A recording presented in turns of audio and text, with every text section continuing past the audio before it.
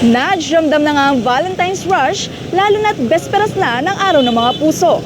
Dito sa Dangwa Flower Market, bukod sa pagtaas ng presyo ay paunahan na rin ang mga mamimili sa pagreserba at pagbili ng mga bulaklak.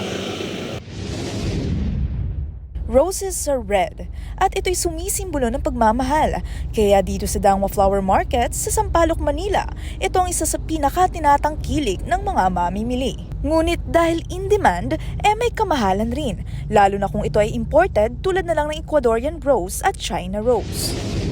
Yung ganito, pag 3 peraso, nakabuking na siya, 1-2, pwede siyang hanggang 1-1. Then yung China rose namin, 900 na.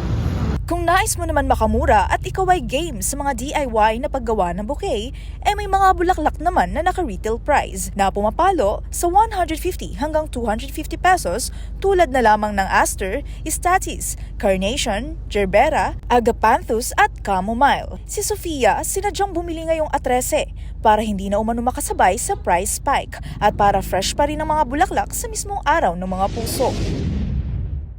Compared po sa pag-spike ng prices ngayon, mura na po siya. Kasi ngayon po, parang per bundle, mas mahal na siya. Parang isang bundle ng hydrangeas umaabot din ng around 500, which is katumbas na ng isa pong buong bouquet. Actually, dapat talaga mas earlier pa. Kaso para fresh din yung flowers. Saka parang hindi na sumabay tomorrow. Parang 13 yung magandang middle ground na mabibigay mo pa siya ng fresh, pero hindi ka nasasabay sa dagsapan ng tao tomorrow. Bukod sa gandang natatangi ng bulaklak ay marami rin ang sinisimbolo nito at tila therapeutic sa karamihan ang makakita nito. Kaya naman marami sa kababayan natin ang tinatangkilik ang mga bulaklak, sila man ay mamimili o isang florist.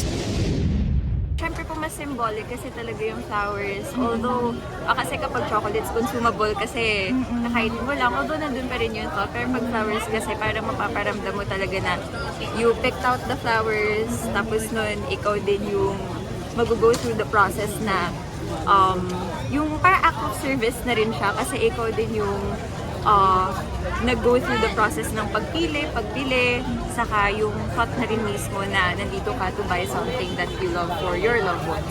Actually, meron akong regular work.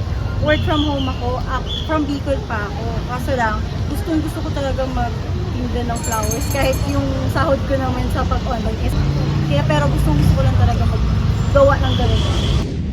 Nadj, kung gift-giving nga ang love language ng ating mga kababayan at nais nilang magregalo ng bulaklak sa kanilang mga mahal sa buhay, abay maraming pagpipilian dito sa Dangwa. Pero tandaan, ang pagmamahal ay hindi nasusukat sa mga material na bagay. Mula dito sa Dangwa Flower Market, Cormus Magluyuan, 13 sa tanghali ng Congress TV.